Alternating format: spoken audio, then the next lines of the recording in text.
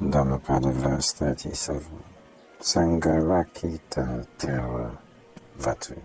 37. Durangamam ekacharam asariram guhasayam yechitam sanyamisanti mokanti marabandhana.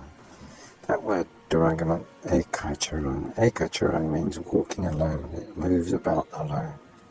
It means conceiving one thought at a time. One thought arises only when another ceases. And then asariram guhasayam. This guhasayam means literally lying or sleeping in a cave. The mind lies and arises continually in the cave, the chamber of the heart, Hadaya Vatu, the base of heart, seat of consciousness. The mind wanders far and moves about alone. It is non-material. It lies in the cave chamber of the heart.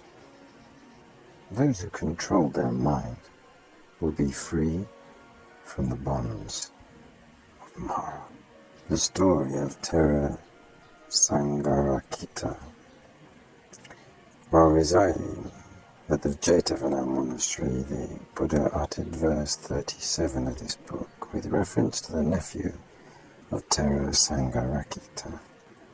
Once there lived in Savatthi a senior bhikkhu by the name of Samgharakkhita. When his sister gave birth to a son, she named the child after the Thera, and he came to be known as Samgharakkhita Bhagineya. The nephew, Samgharakkhita, in due course was admitted into the order, while the young bhikkhu was staying in a village monastery. He was offered 2 sets of robes, and he intended to offer one to his uncle, the Thera. At the end of the vasa, he went to his uncle to pay respect to him and offered the robe to the Thera. But the uncle declined to accept the robe, saying that he had enough, although he repeated his request. The Thera would not accept. The young bhikkhu felt disheartened and thought that since his uncle was so unwilling to share the requisites with him, it would be better for him to leave the order and live the life of a layman. From that point his mind wandered, and a train of thoughts followed. He thought that after leaving the order, he would sell the robe and buy a goat. That she-goat would breed quickly, and soon he would make enough money to enable him to marry. His wife would give birth to a son. He would take his wife and child in a small cart to visit his uncle at the monastery. On the way, he would say that he would carry the child, so she would tell him to drive the cart and not to bother about the child. He would insist and grab the child from her. Between them, the child would drop on the cart track and the wheel would pass over the child. He would get so furious with his wife that he would strike her with the goading stick. At that time he was fanning the Thera with a Palmyra fan, and he absent-mindedly struck the head of the Thera with the fan.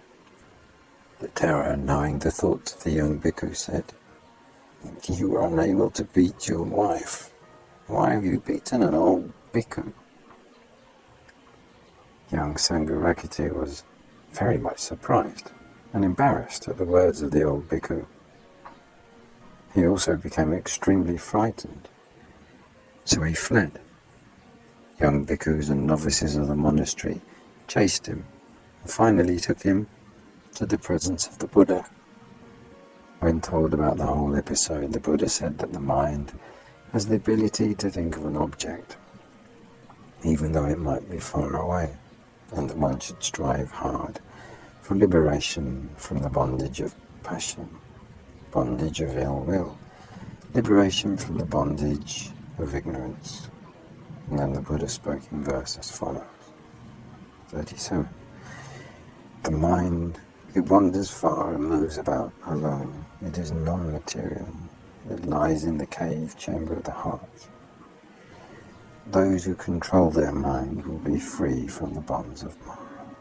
Durangamam ekacharo asarviro uhasayo ye chittang sangyamisanti mokanti mara bandhana.